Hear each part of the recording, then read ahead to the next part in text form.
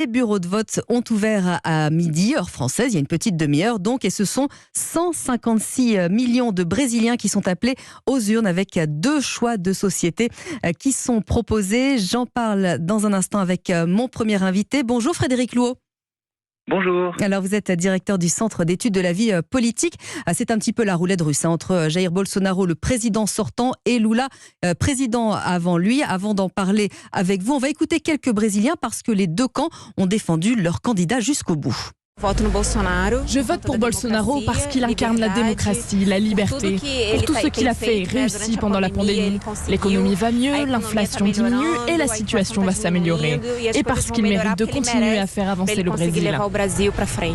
Je vote Bolsonaro car il défend mes principes. Famille, honneur, patriotisme. C'est ça mes principes. Je vote pour Lula car je suis en faveur d'un État démocratique, antiraciste, contre le machisme, contre la misogynie, contre tout ce que malheureusement l'actuel président défend. Je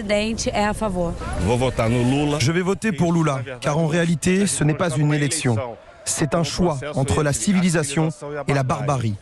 On a passé 4 années terribles sur tous les points, en termes social, économiques, politiques et en termes de persécution des personnes.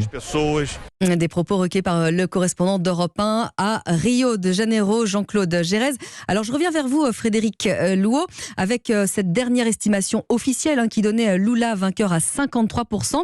Première chose, est-ce que c'est fiable, sachant qu'au premier tour, Jair Bolsonaro avait fait beaucoup plus qu'annoncé finalement? Oui, les sondages ont souvent tendance à surestimer les candidats de gauche et en particulier Lula.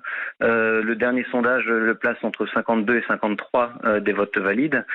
Il est dans la marge d'erreur, donc tout est possible pour le second tour.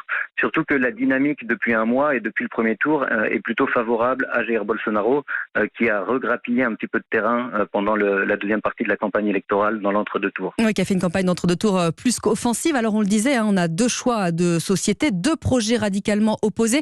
Qu'est-ce qui se joue en réalité pour les Brésiliens ce soir ? Alors c'est peut-être l'élection la plus décisive dans l'histoire du Brésil, puisque donc Jair Bolsonaro cherche à rester au pouvoir et il serait conforté finalement dans son projet. Un projet de société qui est marqué, comme on l'a entendu dans le micro-trottoir, par la valorisation d'un projet de défense de la famille traditionnelle et de la lutte contre la corruption. Un poids très important de la religion et en particulier de la religion évangélique dans ce scrutin. Mais derrière cela, finalement, une menace qui est brandie contre les institutions démocratiques. Et Lula, lui, a pour objectif finalement de redynamiser, de défendre la démocratie, de défendre plutôt l'environnement, de relancer les programmes sociaux et de redorer l'image du Brésil sur la scène internationale. Donc on a vraiment en effet deux candidats qui ont des projets radicalement différents au niveau de la société et une inquiétude finalement sur l'avenir du Brésil et sur l'influence aussi de l'élection sur la scène internationale, notamment pour l'Europe.